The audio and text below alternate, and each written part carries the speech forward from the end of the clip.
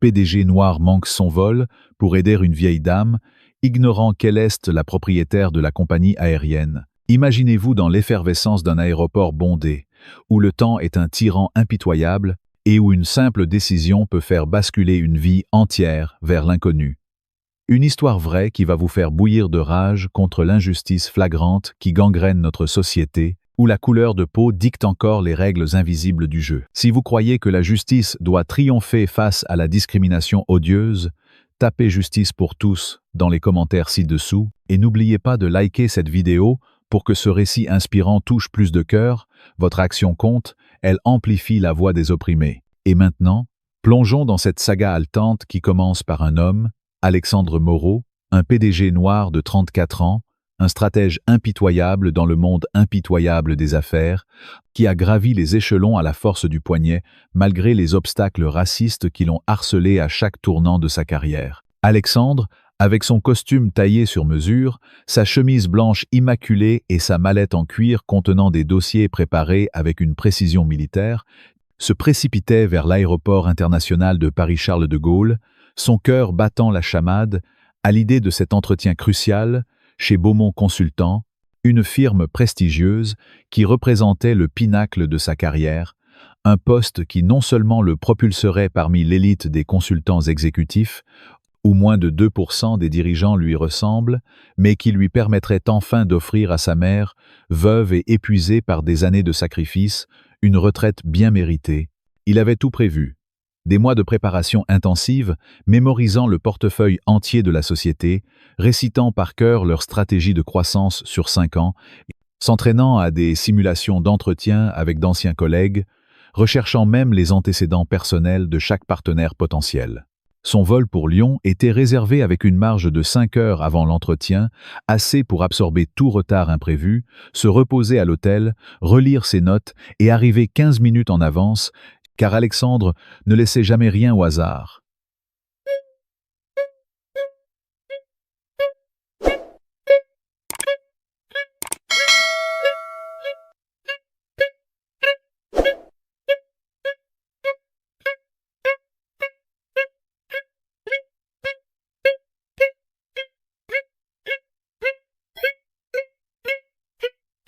Tout avait commencé avec le taxi, ce maudit taxi qu'il avait hélé dans les rues animées de Paris, où le chauffeur, un homme blanc d'une 50aine d'années nommé Jacques, l'avait regardé de travers dès qu'il avait ouvert la portière, marmonnant entre ses dents encore un comme ça à peine audible, mais suffisant pour allumer la mèche de la rage chez Alexandre, qui avait déjà entendu ces murmures racistes 1000 fois dans sa vie. Jacques, avec son accent parisien bourru, avait traîné les pieds pour charger la valise, prétextant un mal de dos imaginaire.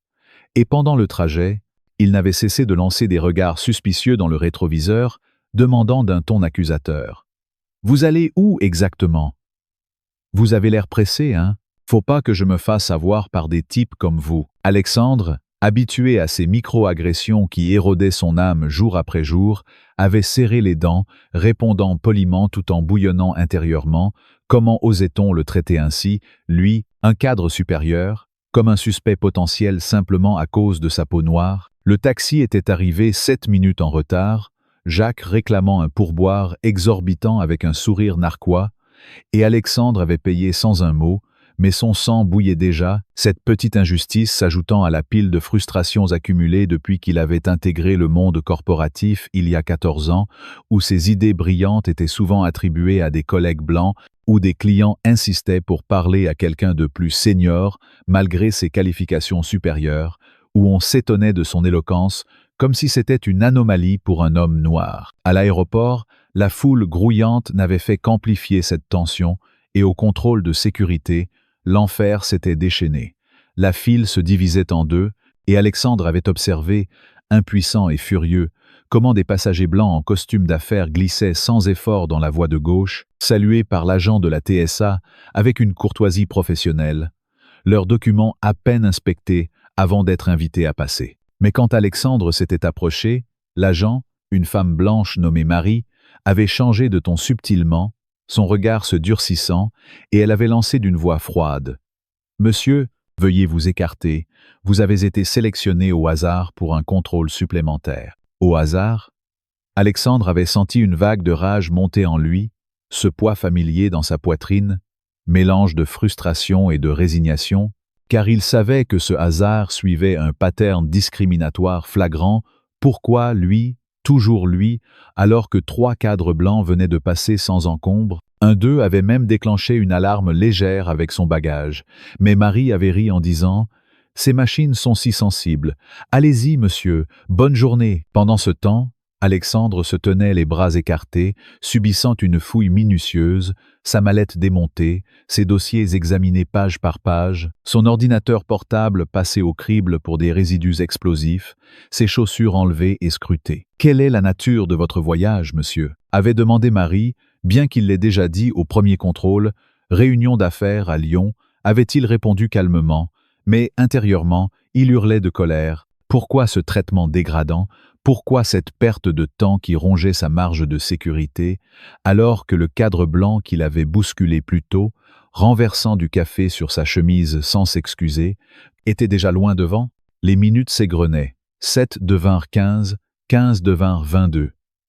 Et Alexandre, maîtrisant son expression pour ne pas donner de prétexte à une escalade, remerciait poliment à la fin, mais sa fureur intérieure était à son comble, cette discrimination systémique qui le ralentissait délibérément, comme si on voulait le rappeler à sa place.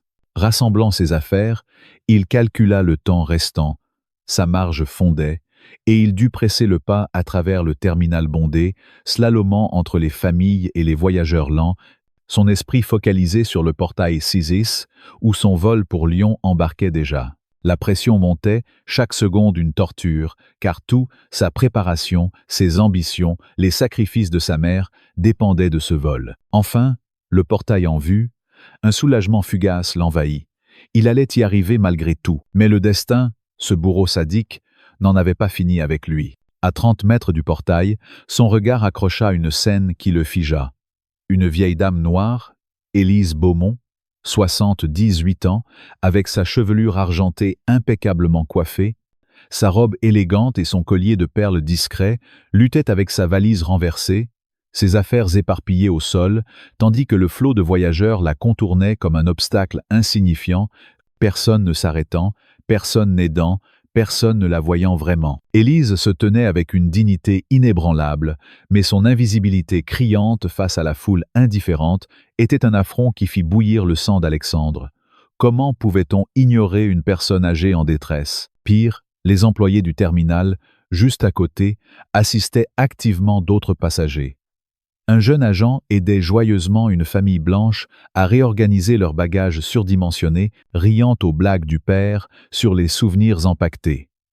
Un autre escortait un gentleman blanc, âgé vers la file prioritaire, portant son sac et lui offrant un siège confortable. Pourtant, Élise, clairement en difficulté, était superbement ignorée, comme si sa peau noire la rendait invisible.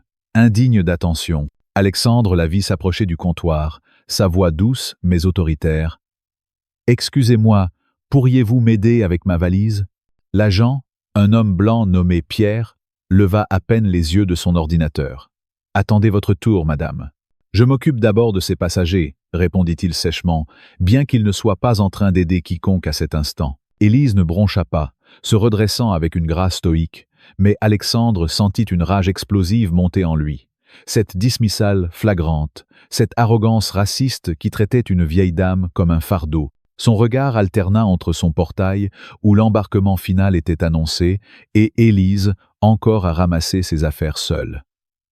8 minutes restantes, 7 minutes 40, 5 secondes. La choix pragmatique était clair. Ignorer et courir vers son avenir. Mais Alexandre, marqué par 14 ans d'injustice similaire, les promotions volées, les compliments back-handed sur son articulé comme si c'était surprenant, ne pouvait pas. Un souvenir flasha. Enfant, il avait vu sa mère, femme de ménage, ignorée et maltraitée par des patrons blancs, et il s'était juré de ne jamais tourner le dos à l'injustice. Avec un soupir profond chargé de fureur contenue, il ajusta sa mallette et changea de direction, loin de son vol, loin de Lyon, vers Élise. « Madame, puis-je vous aider ?» dit-il d'une voix douce mais ferme. Élise leva les yeux, et dans ce regard, il y eut une reconnaissance muette, un lien entre deux âmes invisibilisées par une société raciste. « C'est très aimable, jeune homme », répondit-elle avec une chaleur méridionale qui évoqua sa grand-mère. Ses vieilles mains ne fonctionnent plus comme avant. Tandis qu'il ramassait un journal en cuir, des lunettes vintage, une boîte à pilules en argent, Alexandre nota la sérénité d'Élise malgré l'humiliation. Pas de défaite, juste une patience forgée par des tempêtes passées. « Je m'appelle Alexandre », offrit-il en redressant la valise. « Élise Beaumont », répondit-elle avec une inclinaison de tête royale. « Merci de voir une vieille femme quand personne d'autre ne le fait. » L'emphase sur voir résonna en lui, un écho à leurs expériences partagées. Regardant le tableau des départs, son vol était en appel final. Le nœud dans son estomac se serra, mais il garda son calme. « Où allez-vous aujourd'hui, Madame Beaumont ?» demanda-t-il, notant que son étiquette indiquait Lyon, comme lui. « À Lyon, répondit-elle, bien que ces jeunes au comptoir ne semblent pas s'inquiéter si j'y arrive aujourd'hui ou la semaine prochaine. » Pas d'amertume, juste une constatation factuelle qui alimenta la rage d'Alexandre contre ce système pourri. Il hocha la tête vers le portail. « C'est aussi mon vol.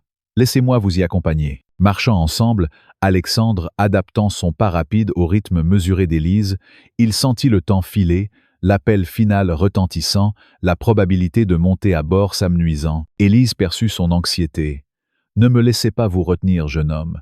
Je vois que vous êtes pressé et je me déplace au rythme d'hier ces jours-ci. » Alexandre secoua la tête. « Ma mère m'a élevé mieux que ça, Madame Beaumont. Nous y arriverons ensemble. » Ce qu'il ne dit pas, c'est que l'entretien à Lyon s'évanouissait, tout sacrifié pour aider une inconnue quand le monde entier l'avait abandonné.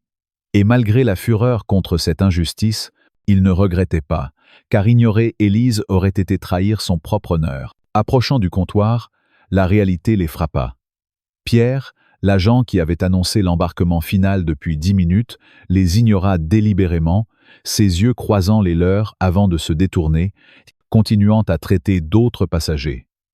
C'était le comble, la discrimination non masquée, en uniforme, avec un badge nominatif et un sourire faux qui s'effaça devant eux.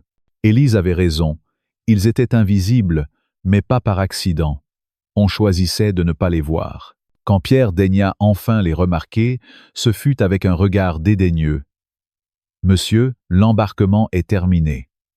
Vous auriez dû arriver plus tôt. » Les mots claquèrent comme une gifle, surtout alors qu'il acceptait le billet d'un homme d'affaires blanc arrivé essoufflé après eux. « Nous devons monter à bord, » déclara Alexandre, la voix égale malgré l'adrénaline. « Nous attendons depuis plusieurs minutes pendant que vous aidiez d'autres passagers. » Le visage de Pierre se durcit. « Comme je l'ai dit, l'embarquement est clos.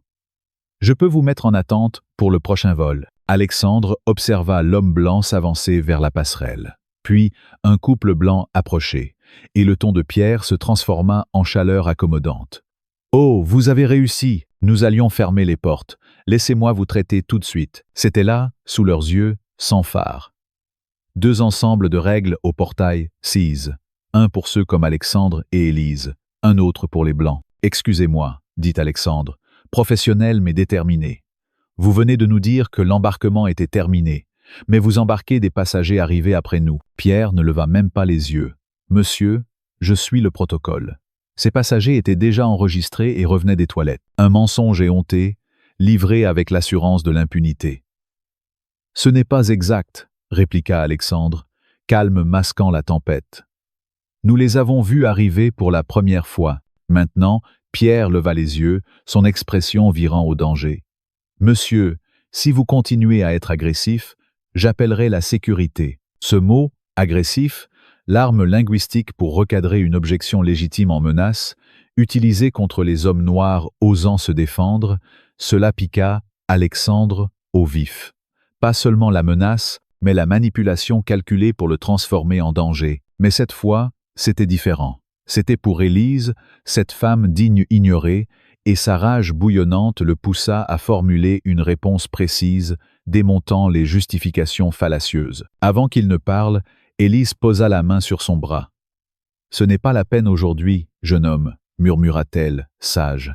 Alexandre expira, hochant la tête, la fureur se muant en dignité résiliente. « Quand est le prochain vol pour Lyon ? » demanda-t-il neutrement. Pierre consulta son ordinateur. Le prochain avec des sièges disponibles part dans 5 heures à 15h45. 5 heures, l'entretien était à 14h30. Il atterrirait après 10 à 7 heures. L'opportunité s'évaporait. Nous le prendrons, dit Alexandre, acceptant les billets sans commentaire. S'éloignant, Élise étudia son visage. Vous aviez un rendez-vous important à Lyon, n'est-ce pas? Alexandre hocha la tête, sortant son téléphone. Un entretien d'embauche, du genre qui ne se reporte pas. Élise parut regretter. Je suis désolé, Alexandre. Si j'avais su, vous ne m'avez pas demandé d'aider, répondit-il avec un sourire forcé. J'ai choisi, et je le referai. Malgré la perte, il ne regrettait pas. Aider Élise valait plus que n'importe quel poste. Il s'excusa pour appeler, s'éloignant légèrement tout en veillant sur elle. Le téléphone sonna 3 fois avant que l'assistante de Beaumont consultant ne réponde. Alexandre expliqua, offrant des alternatives. Report, virtuel, arrivée tardive. La réponse fut polie mais ferme. Agenda plein pour 3 semaines, poste à pourvoir immédiatement, il poursuivrait avec d'autres candidats. C'était fini, mois de préparation, année de stratégie, évaporée en secondes. Alexandre raccrocha, se composant avant de revenir. Élise lut en lui. Ils n'ont pas reporté. Il hocha la tête. Ça va. Il y aura d'autres occasions. Pas comme celle-ci, observa-t-elle. Je le vois sur votre visage. Son reconnaissance toucha Alexandre, le faisant se sentir vu. C'était Beaumont consultant, admit-il. Élise écarquilla les yeux. La firme d'Arthur Beaumont, vous la connaissez? Demanda-t-il, distrait. J'en ai entendu parler, répondit-elle, énigmatique. Avant plus, son téléphone vibra. L'email de rejet, efficace et final. Pas 30 minutes après le vol manqué, le poste était pris. La déception frappa, mais Élise toucha sa main. Il y a peu comme vous, Alexandre, des gens qui gardent leur caractère quand ça coûte cher. Son ton suggéra plus qu'une retraitée ordinaire. Et Alexandre se demanda qui était vraiment Élise Beaumont, sentant que cette rencontre n'était pas fortuite. En attendant les 5 heures, Élise suggéra « Ces chaises d'aéroport sont cruelles pour les vieux os. Allons dans un restaurant, à mes frais, le minimum après votre sacrifice. » Alexandre accepta, et ils se dirigèrent vers un endroit près du concours B. La serveuse, une jeune blanche, les guida vers une table bruyante près de la cuisine, malgré des fenêtres vides. Élise demanda poliment un changement. « Pourriez-vous nous déplacer à une table-fenêtre? Mes oreilles peinent avec le bruit. » La serveuse, désolée, réservée pour les clients prioritaires. Un mensonge, sans plaque réservée. Élise se redressa. « Et qu'est-ce qui qualifie pour le priorité ?» La serveuse rougit, bredouillant, et les déplaça. Alexandre admira. « Vous avez géré ça magnifiquement. » Élise sourit. « À mon âge, on sait quelle bataille gagner avec une question. » Leur conversation s'approfondit, Élise posant des questions pointues sur sa carrière, révélant une expertise exécutive. Mais la rage d'Alexandre persistait, observant les disparités autour, service plus attentif pour les Blancs. 40 minutes avant le vol, l'annonce. Vol 372 pour Lyon-sur-Bouquet. Cherchons volontaire. Au comptoir, Pierre, vous êtes en stand-by. Impossible, répliqua Alexandre. Nous étions confirmés. Derniers enregistrés, mentit Pierre. Infamie blanche arriva tard. Smith, 4 sièges. Pierre. Bien sûr, on vous trouve de la place. Le contraste enragea Alexandre. Nous attendons depuis des heures. Il y a un pattern. Je veux un superviseur. Pierre. Si vous êtes agressif, sécurité. Élise. Laissez-moi appeler. Elle sortit un téléphone luxueux, et après, un manager arriva. Madame Beaumont. Apologie. Twist. Élise était la propriétaire d'Aéroglobal. Inspectant incognito. La rage se transforma en révélation, mais la fureur contre le système demeurait. Les injustices accumulées. La révélation avait frappé Alexandre comme un coup de tonnerre au milieu de la tempête de rage qui bouillonnait en lui depuis le matin, transformant son indignation en un mélange explosif de stupéfaction et de fureur amplifiée contre un système pourri jusqu'à la moelle, ou même la propriétaire d'une compagnie aérienne géante comme Aéroglobal devait se déguiser pour goûter à l'amertume quotidienne de la discrimination raciale. Comment était-ce possible, dans une France qui se targuait d'égalité, que Élise Beaumont, Cette femme élégante et puissante ait été traitée comme une paria invisible par ses propres employés. Richard Daniels, le manager régional, s'était incliné avec une déférence presque comique, son visage blême trahissant une peur viscérale, comme si Élise tenait sa carrière entre ses mains fragiles, et il avait ordonné d'une voix tremblante à Pierre, cet agent arrogant qui avait osé les menacer de sécurité, de préparer immédiatement des billets en première classe, ses mains tremblantes sur le clavier trahissant sa panique soudaine. Madame Beaumont, je n'avais aucune idée que vous effectuiez une inspection incognito aujourd'hui, avait balbutié Daniels, essuyant une sueur froide de son front, tandis que Pierre, ce porc raciste qui avait qualifié Alexandre d'agressif pour le simple crime de défendre ses droits, blêmissait à vue d'œil, réalisant enfin qu'il avait piétiné la mauvaise personne, mais Alexandre, loin d'être apaisé, sentait sa colère monter en flèche, car cette révélation ne faisait qu'exposer l'hypocrisie crasse du système. Si Élise n'avait pas été la propriétaire, leur humiliation aurait continué sans conséquence, et des milliers d'autres comme eux subissaient cela quotidiennement sans recours. Élise, avec sa grâce impériale, avait répondu d'une voix ferme mais mesurée. « Si vous aviez su, Richard, cela aurait défait le but entier. Le point est de vivre l'expérience de nos passagers ordinaires, pas celle réservée aux VIP quand la fondatrice observe. » Alexandre, encore sous le choc, avait serré la main de Daniels machinalement, son esprit tourbillonnant. Qui était vraiment cette femme qu'il avait aidée par pure décence humaine, et comment son acte de bonté l'avait-il propulsé dans ce tourbillon de pouvoir et d'injustice révélée? Tandis qu'ils étaient escortés vers un salon privé, le vol commercial mystérieusement retardé pour des vérifications mécaniques, Élise s'était tournée vers lui avec un regard perçant comme si elle évaluait son âme même. « Vous vous demandez pourquoi je n'ai pas révélé mon identité plus tôt, n'est-ce pas? Pourquoi j'ai laissé ces employés me traiter comme une moins que rien ?» Alexandre avait hoché la tête, sa voix encore chargée de la fureur accumulée. « Oui, Madame Beaumont, avec votre position, un mot aurait suffi à les remettre à leur place. » Élise avait souri faintly, un sourire teinté d'une tristesse profonde qui raviva la rage d'Alexandre contre les décennies d'oppression qu'elle avait dû endurer. « Comment puis-je comprendre ce que vivent mes passagers si j'annonce qui je suis? Comment mesurer la vraie culture de ma compagnie si tout le monde joue la comédie parce que la patronne regarde? Une fois par an, je voyage comme Élise Beaumont, passagère ordinaire, pas comme E.B. Beaumont, la magnate de l'aviation. C'est la seule façon de vérifier si nous tenons la promesse sur laquelle Aéroglobal a été fondée. » « Quelle promesse ?»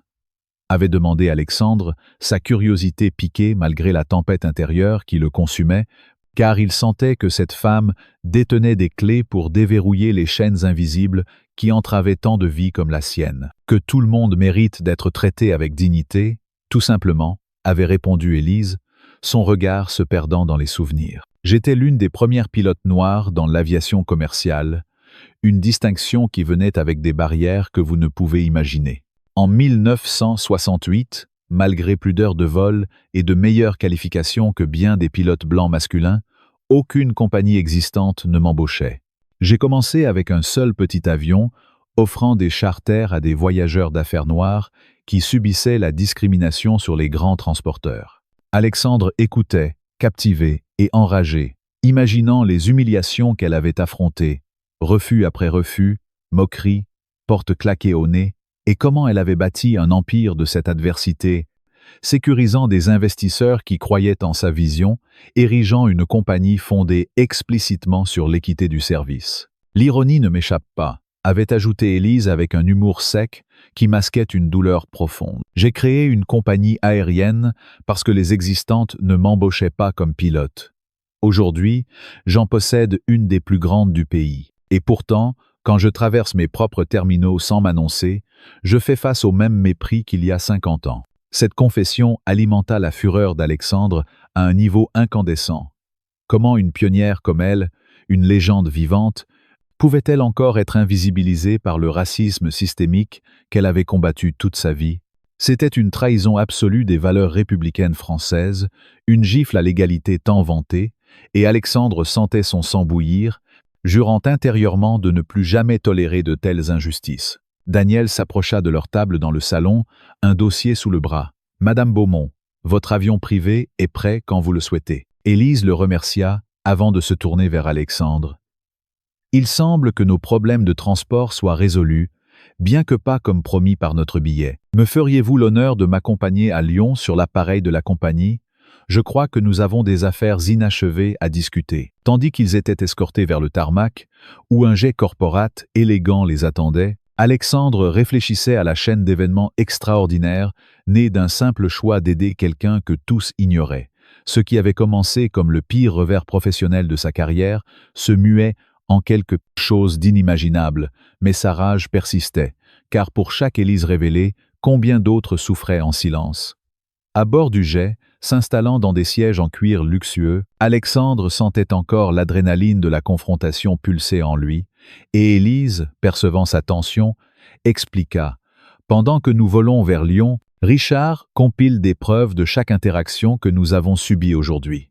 À l'atterrissage, il y aura un rapport complet documentant le traitement discriminatoire dans ma propre compagnie. Et ensuite, demanda Alexandre, sa voix tranchante comme un rasoir, car il voulait voir des têtes tomber, des changements radicaux pour venger non seulement leur humiliation, mais celle de tous les opprimés. Ensuite, nous affrontons les échecs systémiques qui ont permis cela, répondit Élise avec une détermination qui fit vibrer l'air. Et je veux que vous soyez là quand je le ferai. Moi? Pourquoi? S'étonna Alexandre, sa rage se mélangeant à une curiosité brûlante. Parce que vous incarnez tout ce qu'ils doivent comprendre. Un professionnel accompli traité avec dédain uniquement sur son apparence, quelqu'un qui a démontré du caractère quand il aurait été plus facile de ne pas le faire. À Lyon, des exécutifs convoqués en urgence attendaient nerveusement autour d'une table de conférence, leurs visages tendus comme des masques de cire fondante sous la pression. La salle se tut quand Élise entra avec Alexandre, la même corporation qui les avait snobés des heures plus tôt, s'inclinant maintenant presque jusqu'au sol. Avant de commencer, annonça Élise d'une voix qui claqua comme un fouet, « Je vous présente Alexandre Moreau. Il n'est pas un exécutif ni un consultant. C'est un passager qui a vécu Aéroglobal aujourd'hui et a montré plus d'engagement envers nos valeurs que beaucoup dans cette pièce. » Sur l'écran apparurent des vidéos de sécurité, des enregistrements de transactions, documentant chaque interaction, le traitement préférentiel aux passagers blancs, les dismissals répétés envers eux. Ce n'est pas sur des fautes individuelles, clarifia Élise, sa voix montant en intensité sans hausser le ton. C'est sur une culture où il est acceptable de traiter certains passagers comme inférieurs, une culture contraire à pourquoi cette compagnie existe. Elle se tourna vers Alexandre. Partagez ce que vous avez observé aujourd'hui. Alexandre relata leurs expériences, non avec colère brute, mais avec une précision chirurgicale qui découpa l'air, observant les postures défensives se relâcher, les regards fuyants se lever, une reconnaissance naissant sur des visages qui n'avaient probablement jamais considéré leur rôle dans la perpétuation de ces patterns, mais intérieurement, indignés bouillonnaient, car ces exécutifs, majoritairement blancs et privilégiés, avaient permis ce poison de s'infiltrer et ils voulaient les voir payer pour leur complaisance. « J'ai fondé cette compagnie parce que je savais ce que c'était d'être exclu, » continua Élise. La promesse d'Aéroglobal n'était pas sur le luxe, mais sur la dignité, l'idée radicale que chaque passager mérite d'être vu, entendu et valorisé également. Sa voix s'intensifia. Quelque part en chemin, nous avons perdu de vue cette promesse. Les expériences d'aujourd'hui ne sont pas des anomalies. Elles sont des symptômes d'une culture dérivée de nos valeurs fondatrices. Et cela s'arrête maintenant. Elle esquissa des changements radicaux. Nouveaux programmes de formation, métriques révisées priorisant le traitement équitable, programme de clients mystères testant les biais, procédure de plainte revue. Ces changements commencent demain, conclut-elle fermement. Après que les exécutifs aient filé, Élise se tourna vers Alexandre avec un regard appréciatif et évaluatif. Vous veniez à Lyon pour un entretien chez Beaumont Consultant. Une opportunité prestigieuse, certes, mais je me demande si vous considéreriez une alternative. Quelle alternative? Demanda Alexandre, soudain alerte, sa rage se muant en anticipation. Aéroglobal a clairement besoin de leadership qui comprend nos valeurs fondatrices et a le courage de les upholding. Je crois que nous avons une ouverture pour exactement le type de perspective que vous avez démontré aujourd'hui. L'offre était inattendue et irrésistible. Pas juste un job, mais une mission alignée avec les valeurs qu'Alexandre avait toujours tenues, mais rarement vu reflété dans les environnements corporatifs. Mais avant qu'il ne réponde, un twist surgit quand son téléphone vibra. Un appel de son ancien collègue, un blanc nommé Louis, qui avait souvent minimisé ses plaintes de racisme au bureau. « Alex, j'ai entendu pour ton vol loupé. Ha ha, typique, toujours en retard, hein? L'entretien chez Beaumont? Oublie, ils ont pris quelqu'un d'autre, un type comme moi, tu sais, fiable. » Le ton moqueur, cette insinuation raciste voilée, fit exploser la rage d'Alexandre à un pic insoutenable. Comment osait-il, ce privilégié qui n'avait jamais subi une once de ce qu'Alexandre endurait quotidiennement? Il raccrocha abruptement, sa fureur confirmant sa décision. Il accepterait l'offre d'Élise, non seulement pour avancer, mais pour démanteler de l'intérieur ce système qui broyait les âmes. Élise, observant son expression, glissa un indice sur son passé. « Vous me rappelez quelqu'un que j'ai connu jadis, un jeune homme comme vous, luttant contre les vents contraires. Peut-être un jour vous raconterai-je comment nos chemins se sont croisés avant même aujourd'hui. » Ce twist énigmatique, suggérant un lien secret avec son propre passé, fit tourner la tête d'Alexandre, être en colère transformant en une détermination farouche à uncover la vérité, tandis que le jet atterrissait, marquant le début d'une alliance qui promettait de secouer les fondations d'Aéro Global et au-delà. Mais la rage ne s'éteignait pas, elle s'intensifiait, car Alexandre savait que la bataille ne faisait que commencer, et il jura de faire payer chaque injustice, une à une, avec une vengeance froide et calculée.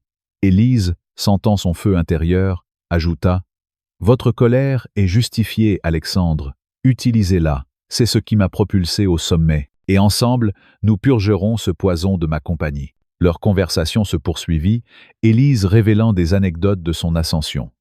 Les investisseurs blancs qu'il avait sous-estimés, riant de son ambition comme d'une blague, les pilotes masculins, qui sabotaient ses vols d'entraînement par jalousie raciale et sexiste, les nuits blanches à bâtir des alliances improbables avec des alliés marginaux. Chaque histoire attisait la fureur d'Alexandre, lui rappelant ses propres luttes, les promotions promises, puis données à des collègues moins qualifiés mais plus présentables, les réunions où ses idées étaient ignorées jusqu'à ce qu'un blanc les reformule, les commentaires insidieux sur son agressivité quand il osait s'affirmer. « Comment avez-vous tenu ?» demanda-t-il, sa voix tremblante de rage contenue. « En transformant la douleur en carburant, répondit Élise, et en gardant des secrets qui me protégeaient, comme celui-ci. J'ai une fois infiltré une compagnie rivale incognito, découvrant un complot pour saboter mes routes aériennes, un twist qui a sauvé Aéro Global, naissant. Ce révélation garda Alexandre en haleine, indigné culminant en une soif de justice qui le consumait, prêt à plonger plus profond dans les mystères d'Élise et à affronter les démons internes de la compagnie. Au siège d'Aéro Global à Lyon, alors qu'ils entraient dans une salle de crise, un autre twist émergea.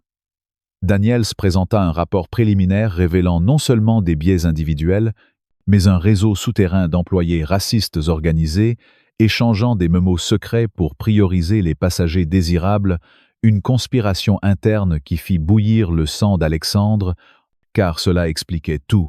Les hasards des contrôles, les overbookings sélectifs, une machine discriminatoire huilée par la haine. « C'est inacceptable », tonna Élise, sa voix résonnant comme un verdict, et Alexandre, emporté par une vague de ferveur absolue, jura de démanteler ce nid de vipères, pièce par pièce, transformant sa colère en une arme impitoyable pour la justice. La réunion s'enflamma, des exécutifs niant faiblement, mais les preuves étaient irréfutables. Emails racistes, groupes de chats privés moquant les passagers de couleur, et même un leader syndical impliqué, un homme nommé Victor, un blanc suprématiste déguisé en syndicaliste progressiste qui avait orchestré des retards ciblés pour nettoyer les vols. Alexandre, confronté à Victor lors de la réunion, sentit sa rage exploser. « Vous avez ruiné des vies, des carrières, pour votre haine mesquine. Comment osez-vous » Victor ricana. « C'est le monde réel, mon gars. Les gens comme vous ralentissent tout. »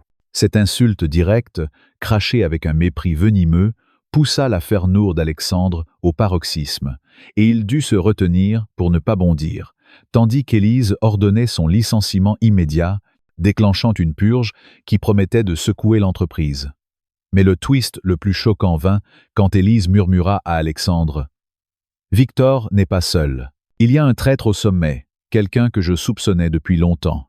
Votre aide sera cruciale pour le démasquer. » Cette révélation, insinuant un complot plus vaste, laissa Alexandre haletant, sa fureur atteignant des sommets inédits, prêt à plonger dans l'abîme pour extirper la racine du mal, transformant cette journée d'humiliation en une croisade implacable contre l'injustice.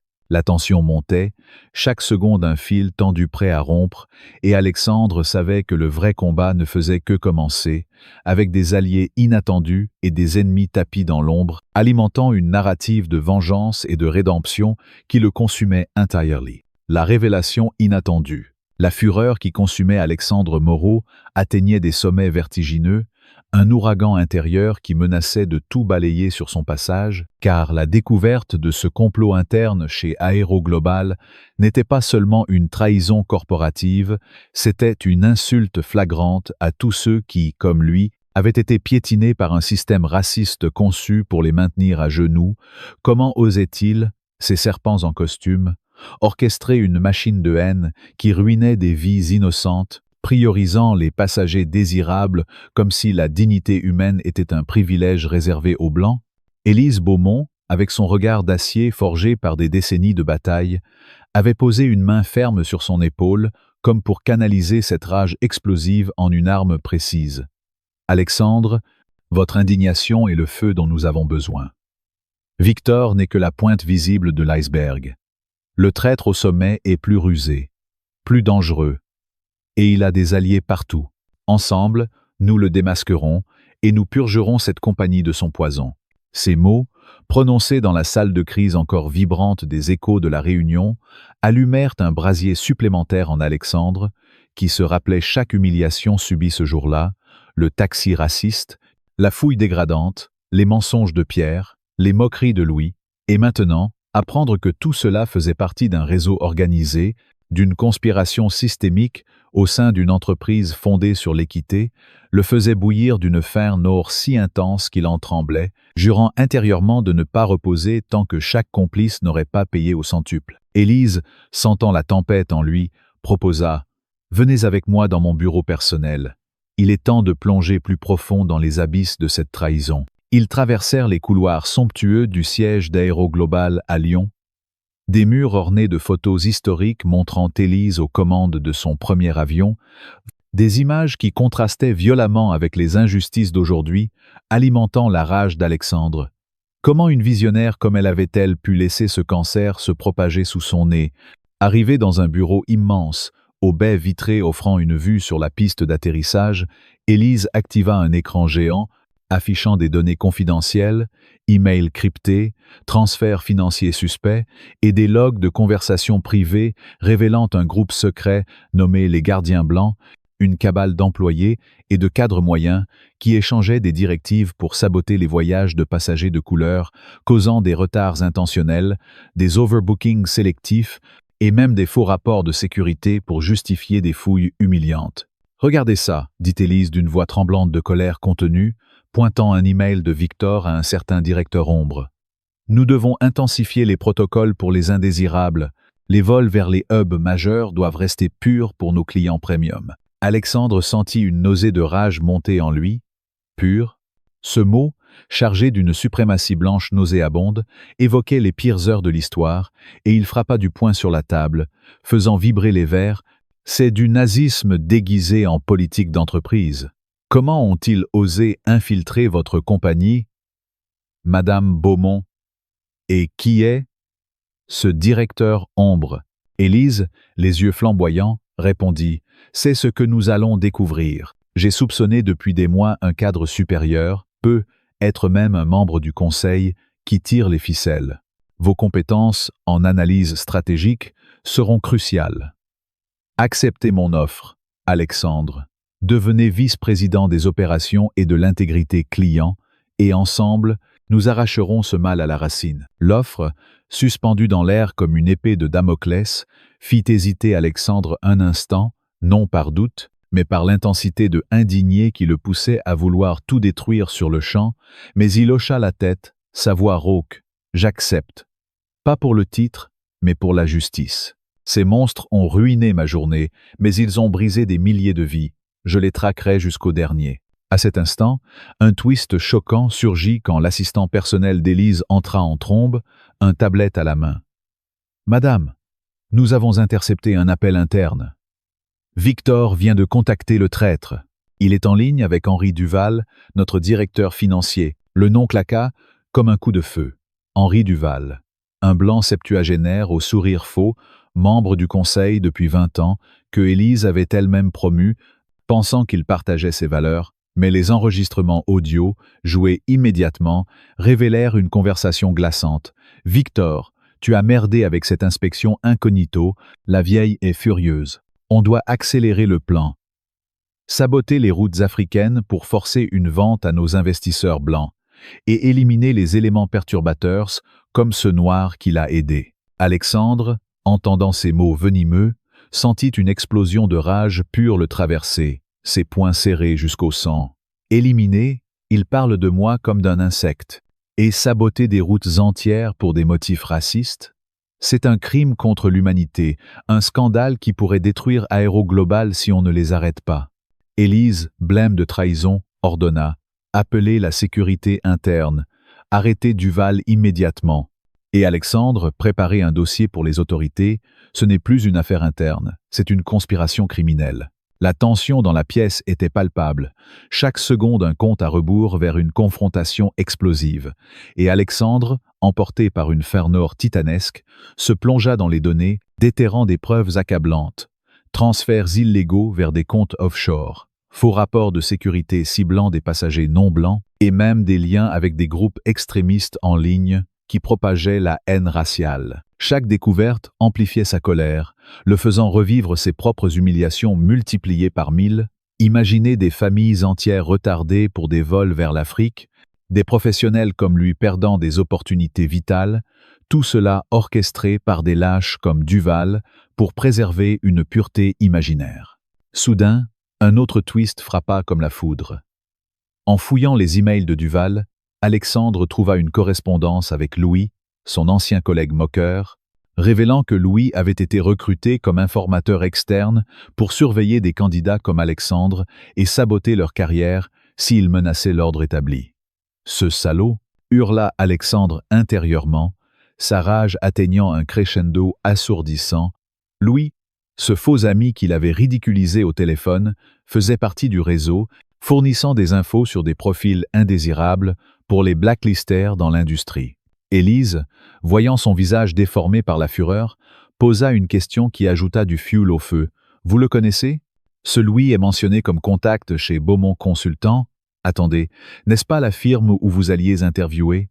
Alexandre confirma, les dents serrées. « Oui, et maintenant je comprends pourquoi l'entretien a été si vite attribué à un autre. C'était un piège, une façon de m'éliminer avant même que je commence. » Cette révélation transforma indigné en une détermination vengeresse, et il proposa « Laissez-moi le confronter.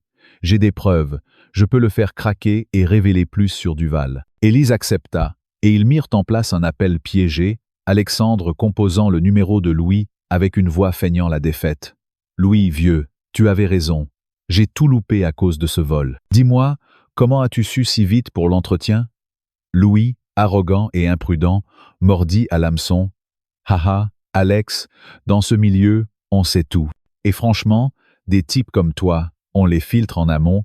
Duval m'a typé, tu sais, pour garder les choses équilibrées. » L'aveu, enregistré, c'est là le sort de Louis, et Alexandre, coupant l'appel, sentit une satisfaction amère tempérer sa rage. Enfin, une victoire, mais la guerre continuait. Pendant ce temps, la sécurité appréhenda Duval dans son bureau luxueux, l'homme hurlant des insultes racistes en étant menotté.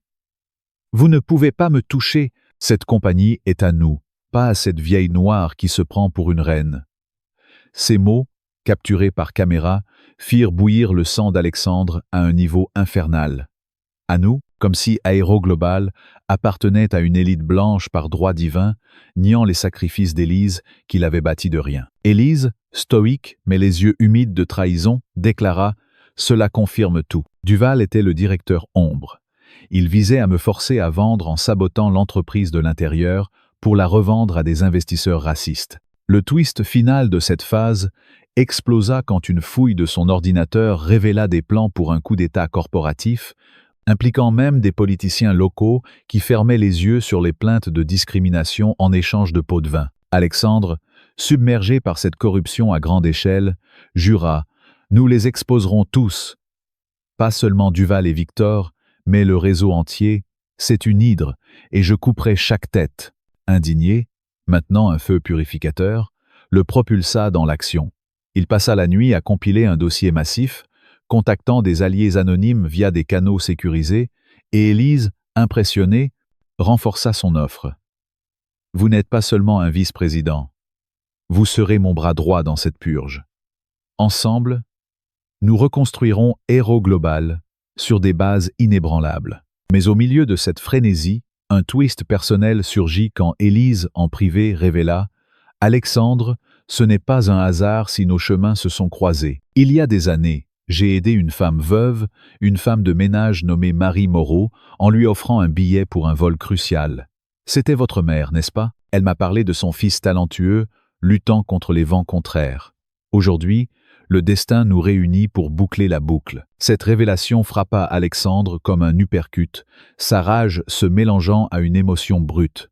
Sa mère, aidée par Élise sans qu'il le sache, et maintenant, il repayait cette dette en combattant le même mal qui avait failli les détruire. Les larmes de fureur aux yeux, il embrassa la mission avec une intensité décuplée, jurant de transformer cette compagnie en un bastion de justice, où plus jamais un passager ne serait invisibilisé. La nuit s'étira en une veillée de guerre, chaque découverte alimentant le brasier. Et Alexandre savait que le climax approchait, une confrontation publique qui exposerait tout, faisant trembler les fondations de l'industrie aérienne. Indigné, à son apogée, n'était plus une chaîne, mais une épée forgée pour trancher les ténèbres, promettant un reckoning impitoyable pour tous les coupables. La transformation et le triomphe. La révélation avait frappé Alexandre Moreau comme un cataclysme émotionnel, transformant Indigné déjà titanesque en un ouragan dévastateur qui balayait tout sur son passage, car apprendre que Élise Beaumont avait secrètement aidé sa mère, Marie Moreau, cette femme de ménage veuve qui avait trimé des années dans l'ombre pour lui offrir une éducation décente, en lui procurant un billet d'avion crucial pour un entretien d'embauche qui avait changé sa vie, n'était pas seulement un lien personnel inattendu. C'était une insulte suprême au destin cruel qui avait forcé des générations de Noirs comme eux à dépendre de la charité cachée pour survivre dans un monde blanc impitoyable, un monde où les sacrifices des mères comme la sienne étaient piétinés par des systèmes racistes comme celui qu'il venait de démasquer chez Aero Global. « Comment avez-vous pu garder cela secret ?» hurla intérieurement Alexandre, sa voix tremblante de rage brute alors qu'il fixait Élise dans le bureau de crise, les larmes de fureur brouillant sa vue, sa mère, cette héroïne silencieuse qui avait enduré des humiliations quotidiennes, des patrons blancs la traitant comme une servante invisible, des salaires de misère pour des heures interminables, tout cela pour qu'il, Sunfills, grimpe les échelons d'un système conçu pour le rejeter. Et maintenant, réaliser que Élise, cette icône qu'il avait aidée par pure décence, avait été le ange gardien de sa famille sans qu'il le sache, amplifiait sa colère à un niveau infernal, car cela soulignait l'hypocrisie flagrante. Même les puissants comme Élise devaient opérer dans l'ombre pour contrer le racisme endémique. Et Alexandre jurait, les poings serrés jusqu'au sang, de transformer cette douleur en une vengeance impitoyable contre chaque rouage de cette machine oppressive. Élise, les yeux emplis d'une sagesse forgée par le feu, posa une main apaisante sur son bras, mais cela ne fit qu'attiser le brasier. Alexandre, ce n'était pas un secret pour blesser, mais pour protéger. Votre mère m'a supplié de ne rien dire, craignant que cela ne vous rende vulnérable dans un monde qui punit les liens entre nous. Mais aujourd'hui, le cercle se ferme. Vous êtes ici pour achever ce que j'ai commencé, pour purger Aero Global de ses traîtres et rebâtir un empire où la dignité n'est pas un privilège, mais un droit inaliénable. Ces mots, au lieu de calmer Alexandre, le propulsèrent dans une frénésie de rage constructive. Il accepta formellement le poste de vice-président des opérations et de l'intégrité client le lendemain matin, entrant dans les bureaux d'Aero Global comme un guerrier armé jusqu'aux dents, prêt à démanteler pierre par pierre le réseau de haine qu'ils avaient exposé. Sa première action fut une purge massive. ordonné avec une fermeté glaciale qui fit trembler les murs. Des dizaines d'employés impliqués dans les gardiens blancs furent convoqués dans une salle de réunion immense, leurs visages blêmes trahissant leur culpabilité, avant même que les preuves ne soient projetées sur l'écran géant. Emails racistes ordonnant des fouilles ciblées sur des passagers noirs, vidéos de sécurité montrant des agents comme Pierre riant en refusant l'aide à des familles africaines, rapports falsifiés pour overbooker des vols vers des destinations sensibles afin de maintenir l'ordre. Alexandre, debout aux côtés d'Élise, sentit indigné culminer en une explosion volcanique quand un des accusés, un superviseur nommé Gérard, osa se défendre avec un ricanement méprisant. « C'était juste pour la sécurité, madame. Ces gens-là causent toujours des problèmes. Retard, plainte, vous savez comment c'est. » Ces gens-là, tonna Alexandre, sa voix un rugissement qui fit sursauter l'assemblée, ses yeux flamboyants de fureur pure. « Vous parlez de passagers comme ma mère, comme Élise, comme moi, des humains dignes de respect, pas des problèmes à éliminer pour votre confort raciste. Vous avez ruiné des vies, brisé des rêves, tout ça pour préserver votre petite bulle de suprématie blanche, et maintenant, vous payez. » Gérard blêmissa. Mais ce n'était que le début. Alexandre, emporté par une vague de rage inextinguible, révéla des preuves accablantes contre lui, des transferts illégaux vers des comptes liés à des groupes extrémistes, des mémos secrets appelant à nettoyer les terminaux des indésirables, et ordonna son licenciement immédiat, suivi d'une plainte pénale pour conspiration et discrimination. La salle explosa en chaos contrôlé, des cris de protestation vite étouffés par la sécurité, et Alexandre, sentant son cœur battre comme un tambour de guerre, poursuivit la purge. Victor, ce syndicaliste hypocrite, fut traîné dehors en hurlant des insultes raciales qui ne firent qu'alimenter le feu. « Vous ne gagnerez pas, sale !» Mais Alexandre le fixa avec un regard assassin, murmurant « Nous avons déjà gagné, car votre haine est exposée au grand jour. » Élise, impressionnée par sa détermination farouche, le nomma chef d'une task force spéciale pour auditer l'ensemble du réseau d'Aéroglobal, et ce qu'ils découvrirent dans les semaines suivantes fit monter la farnor d'Alexandre à des sommets stratosphériques, des terminaux entiers, comme celui de Paris-Charles de Gaulle, imprégnés d'une culture discriminatoire systémique, avec des formations internes biaisées, enseignant subtilement à prioriser les clients premium, un euphémisme pour blancs aisés, des plaintes de passagers noirs archivées sans suite, des promotions accordées uniquement à des employés blancs malgré des qualifications inférieures. Une découverte particulièrement enrageante fut un rapport interne caché, révélant que des vols vers l'Afrique subsaharienne étaient intentionnellement surbookés pour décourager les voyageurs noirs, causant des pertes financières masquées pour justifier des coupes budgétaires. « C'est un génocide économique », s'exclama Alexandre lors d'une réunion de crise, frappant la table si fort que les verres volèrent en éclats, sa voix un cri primal de fureur contre cette barbarie corporative qui perpétuait le colonialisme sous un vernis moderne. Élise, partageant sa rage, ordonna des changements radicaux, formations obligatoires anti-biais, avec des simulations immersives où les employés blancs devaient simuler l'expérience d'un passager noir humilié, métriques de performance liées à l'équité mesurée par des audits anonymes, et un fonds de compensation pour les victimes passées, financé par les bonus confisqués des traîtres comme Duval, qui croupissaient maintenant en détention provisoire, attendant un procès qui promettait d'être un scandale national. Mais un twist dévastateur surgit lors d'une fouille approfondie des archives personnelles d'Élise.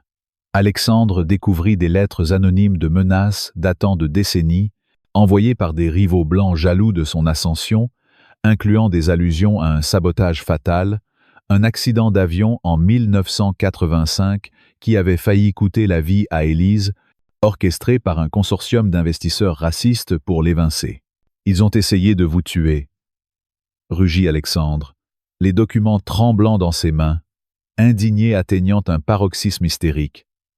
Pas seulement discriminés, mais assassinés pour préserver leur pouvoir. Et Duval était lié à eux. Regardez ses connexions financières. Élise, pâle mais résolue, confirma. Oui, et c'est pourquoi je voyage incognito, pour survivre et exposer. Mais maintenant, avec vous, nous les traînerons en justice. Ce twist, transforma la mission d'Alexandre en une croisade personnelle et il contacta des autorités internationales, déterrant des preuves, reliant Duval à un réseau plus vaste impliquant des politiciens corrompus en France, des lobbies aériens qui fermaient les yeux sur la discrimination en échange de faveurs. La tension monta lors d'une conférence de presse explosive, où Alexandre, flanqué d'Élise, révéla tout au monde: Aéroglobal a été infiltré par une cabale raciste qui a piétiné des milliers de vies. Mais aujourd'hui, nous déclarons la guerre. Plus jamais un passager ne sera invisibilisé. Les médias s'enflammèrent, des manifestations éclatèrent devant les aéroports, et Alexandre, au cœur de la tempête, sentit sa rage se muer en triomphe amer quand Duval fut condamné à des années de prison, Victor et Gérard suivant, leurs empires personnels réduits en cendres. 6 mois plus tard, Alexandre marchait dans le même terminal de Paris-Charles de Gaulle, arborant l'insigne exécutif d'Aéroglobal, observant avec satisfaction les changements, agents aidant équitablement tous les passagers, formation affichée partout et un mur commémoratif honorant les victimes de la discrimination passée. Mais le climax vint quand il repéra un vieil homme asiatique luttant avec sa valise, ignoré par la foule. Sans hésiter, Alexandre changea de cap. « Monsieur, puis-je vous aider ?» L'homme, surpris, accepta, et en l'accompagnant, Alexandre se rappela Élise. Parfois, un acte de bonté change tout, et indigné, canalisé, avait transformé une compagnie, une industrie, une société. Pourtant, la rage persistait, un feu éternel contre les injustices restantes, promettant que le triomphe n'était que le début d'une révolution inarrêtable. Élise, depuis son bureau, sourit en le voyant via les caméras. « Le cercle est complet, mon garçon.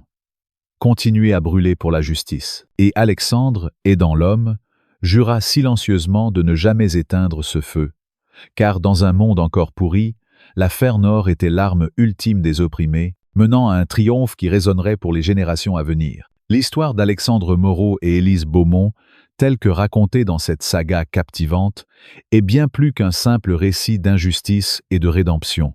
Elle est un miroir brutal tendu à notre société, révélant les cicatrices profondes du racisme systémique et la puissance transformative d'un acte de compassion. En tant que Français, profondément attachés aux idéaux de liberté, d'égalité et de fraternité inscrits dans notre devise nationale, cette histoire nous interpelle avec une force viscérale, nous obligeant à confronter nos propres responsabilités face aux injustices quotidiennes. À travers les émotions intenses, la rage, la douleur, l'espoir que suscite ce récit, plusieurs leçons essentielles émergent, applicables à notre vie quotidienne, dans une perspective ancrée dans la culture française qui valorise la réflexion, la solidarité et l'action pour le bien commun. D'abord, l'histoire d'Alexandre met en lumière une vérité universelle. La dignité humaine est non négociable, et ignorer quelqu'un en détresse, comme Élise l'a été par la foule indifférente, est une trahison des valeurs humanistes chères à notre culture. En France, où la solidarité est célébrée dans des traditions comme les mouvements citoyens ou les gestes simples de courtoisie quotidienne, l'acte d'Alexandre, arrêter sa course effrénée pour aider une vieille dame, résonne comme un rappel poignant. Chaque individu, quelle que soit sa couleur de peau ou son statut, mérite d'être vu et respecté. Cette leçon s'applique directement à notre vie. Dans le métro bondé de Paris, dans les files d'attente ou dans nos interactions professionnelles, prenons un moment pour remarquer ceux que la société rend invisibles, les personnes âgées, les minorités, les démunis, et offrons-leur un geste, un sourire, une aide. Ces petites actions, comme Alexandre l'a démontré, peuvent déclencher des changements monumentaux. Ensuite, l'affaire Nord d'Alexandre face aux injustices répétées, le taxi raciste, la fouille humiliante, les mensonges de Pierre, le complot de Duval, nous enseignent que la colère, lorsqu'elle est canalisée, est une force puissante pour le changement. En France, où l'histoire est marquée par des révoltes pour la justice sociale, de la Révolution de 1789 aux manifestations modernes, cette rage constructive est une valeur culturelle profonde. Alexandre ne s'est pas contenté de subir. Il a transformé sa fureur en une croisade pour démasquer un réseau raciste. prouvant que l'indignation peut être un moteur de réforme. Dans nos vies, cela signifie ne pas fermer les yeux face aux injustices, même petites. Un collègue discriminé, un commentaire raciste dans un dîner, une politique d'entreprise biaisée, nous devons apprendre à parler, à confronter poliment mais fermement, comme Alexandre l'a fait, en utilisant des faits et une dignité inébranlable pour exiger l'équité. L'histoire révèle aussi l'importance de la persévérance face à l'adversité. Élise, une pionnière noire dans un monde dominé par les hommes blancs, a surmonté des décennies de refus, de menaces, voire une tentative d'assassinat pour bâtir Aéroglobal. Sa résilience, ancrée dans une foi en la justice, reflète l'esprit français d'endurance, vu dans des figures comme Simone Veil ou dans les combats pour les droits des minorités. Pour nous, cela signifie ne jamais abandonner face aux obstacles, qu'il s'agisse de discrimination personnelle, de barrières professionnelles ou de préjugés sociaux. Chaque pas, même douloureux, nous rapproche d'un changement significatif, à l'image d'Élise qui a transformé son exclusion en un empire équitable. Un autre enseignement crucial est la puissance des alliances inattendues.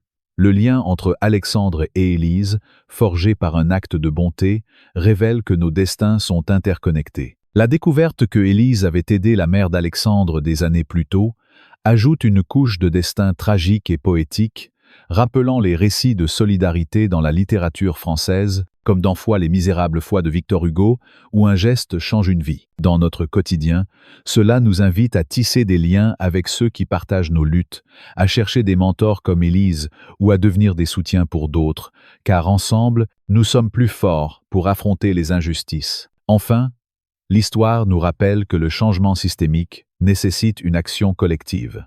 La purge d'Aéroglobal, orchestrée par Alexandre et Élise, n'aurait pas été possible sans leur collaboration, les preuves accumulées et l'exposition publique du scandale. En France, où les mouvements citoyens comme les Gilets jaunes ou les grèves pour les droits sociaux sont emblématiques, cette leçon est claire.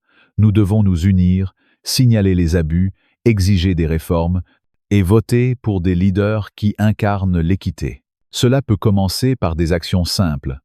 Signaler une discrimination au travail, rejoindre une association pour les droits humains ou sensibiliser nos proches aux biais inconscients. Dans notre vie quotidienne, ces leçons se traduisent par une vigilance active et une responsabilité personnelle. Comme Alexandre, nous devons choisir de voir ceux que la société ignore, canaliser notre indignation pour défendre l'équité, persévérer face aux obstacles, tisser des alliances et agir collectivement pour un monde plus juste. Ces valeurs, profondément françaises, nous rappellent que la fraternité n'est pas un slogan vide, mais un appel à l'action. Chaque geste compte, chaque voix amplifie le changement, et ensemble, nous pouvons déraciner les injustices qui ternissent notre société. Si cette histoire d'Alexandre et Élise vous a touché, si leur combat contre l'injustice vous inspire, alors agissez maintenant. Cliquez sur J'aime pour amplifier ce message de justice, partagez cette vidéo pour réveiller les consciences